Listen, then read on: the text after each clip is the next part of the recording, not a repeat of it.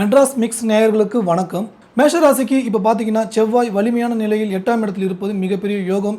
Court case, வம்பு வழக்கு, தடைகள் இது அனைத்துமே நிவர்த்தி ஆகக்கூடிய காலகட்டம். புதன் வக்கரமான நிலையிலிருந்து பின்னோக்கி செல்லப் போகிறார். பின்னோக்கி செல்லக்கூடிய இந்த காலகட்டத்தில் ஏற்கனவே உங்களுக்கு விட்டு பிரிந்து போனவர்கள் மீண்டும் வரக்கூடிய வாய்ப்பு ஏற்படும். இதில் காதலன், நண்பர்கள் இது எல்லாமே இருக்கக்கூடியது. நண்பர்கள்ட்ட கொஞ்சம் நிதானமாக பேசணும். ஏன்னா செவ்வாய் புதனுடைய காம்பினேஷன் ரொம்ப க்ளோஸாக இருக்குது டிகிரி வைஸு. அது பின்னோக்கி போகுது வக்கரமான நிலையிலிருந்து.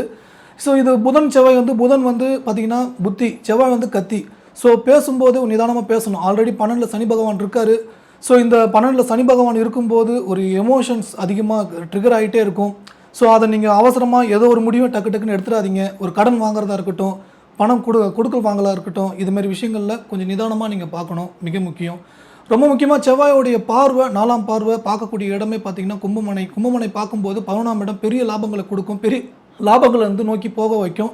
பெரிய பணம் சார்ந்த விஷயங்களை நீங்கள் முயற்சி பண்ணும்போது ரிஸ்க்கான விஷயங்களை ஈடுபட வைக்கும். ஏன்னா ராகு அந்த இடத்துல 11ஆம் இடத்துல இருக்கார், பாதகஸ்தானத்தில் இருக்கிறார். அந்த பாதகஸ்தானத்தில் இருக்கக்கூடிய ராகுடைய நட்சத்திரத்துக்கே வரப்போகிறாரு. மிக முக்கியமாக செவ்வாயுடைய பார்வை ராகுவை பார்க்கும்போது இந்தமாரி ஆபத்து நிறைந்த பங்கு சந்தையாக இருக்கட்டும், ஆப்ஷன்ஸ் ட்ரேடிங், இதுமாதிரி விஷயங்கள்லாம் கொஞ்சம் கவனமாக இருக்கணும். சரிங்க, நெகட்டிவாக இருக்க நல்ல விஷயங்கள் 8ஆம் பாவத்தை சூரியன் வராரு. 8ஆம் இடத்துக்கு சூரியன் வரும்போது அதுவும் செவ்வாயோட நட்பு வீடு, நீர் வீடு, கடல் கடந்து செல்லக்கூடிய வாய்ப்பு ஏற்படும். பூர்வீகத்தை விட்டு போகிறதுக்கான வாய்ப்பு ஏற்படும்.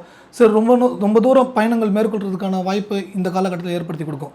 அடுத்தது குருவும் வக்கரமான நிலையிலிருந்து பின்னோக்கி போகக்கூடிய காலகட்டமாக இருக்கும். இதில் வக்கரமான பெயர்ச்சி 25 நாட்கள் உங்களுக்கு சாதகமான பலனை ஏற்படுத்தி கொடுக்கும். மிக முக்கியமாக 4ஆம் இடத்துல குருவோடைய வக்கர நிலை உங்களுக்கு புது வண்டி, வாகனம், சொத்துக்கள் வாங்குற மாதிரி விஷயத்தில் கொஞ்சம் கவனமாக இருக்கணும். பழைய பொருள் வாங்குறதுலையும் கவனமாக இருக்கணும்.